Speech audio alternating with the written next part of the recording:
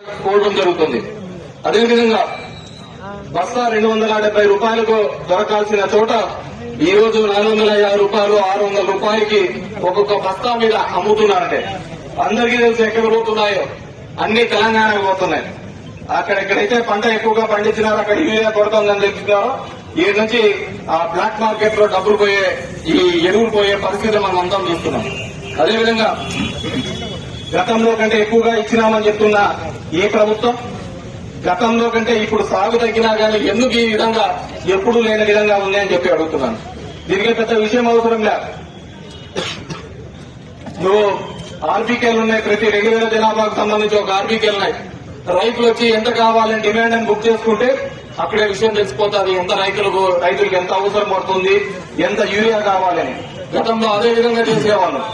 అంతకుముందు కూడా చూసినాం మనం 2019 కంటే ముందు వేరుశనగ పంపిణీ అప్పుడు ఏ విధంగా ఉండేది. మార్కెట్ యార్డ్ లో వచ్చి ఇట్లాగే చెప్పులన్నీ పెట్టేసి తెల్లారి 3 గంటలకు వచ్చి వెలుగు చూసేవాళ్ళు.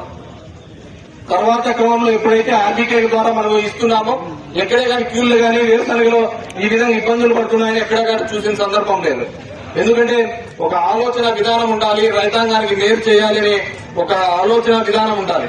కానీ ఈ ప్రభుత్వం అలాంటివి ఏవే కానీ చేయకుండా ఎంత అవసరమవుతుందనేది కంప్లీట్ గా వ్యవసాయాన్ని పూర్తిగా నిర్లక్ష్యం చేసి వీళ్ళ సోకులకు వీళ్ళు ఇచ్చే స్టేట్మెంట్లకు మనం చూస్తూనే ఉన్నాం.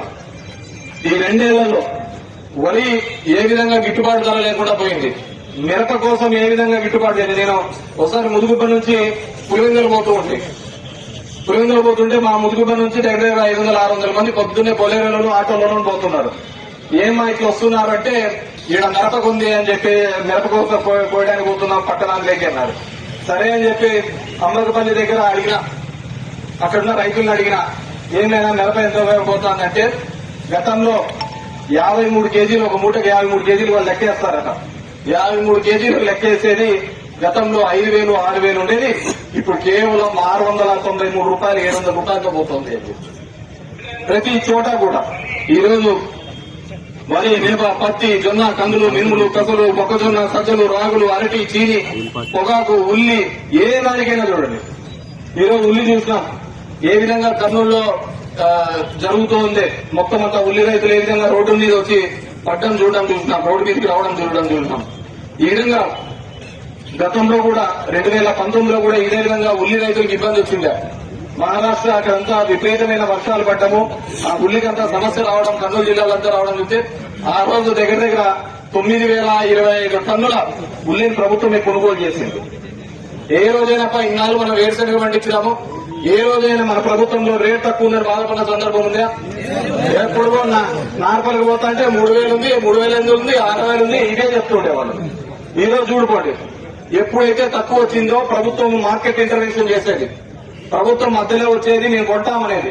మనం కొంటామనేది కదా వ్యాపారస్తులంతా కూడా మళ్ళీ అదే రేటుకు రావాలి కదా అని మళ్ళీ వాళ్ళే పెంచుకోవాలి.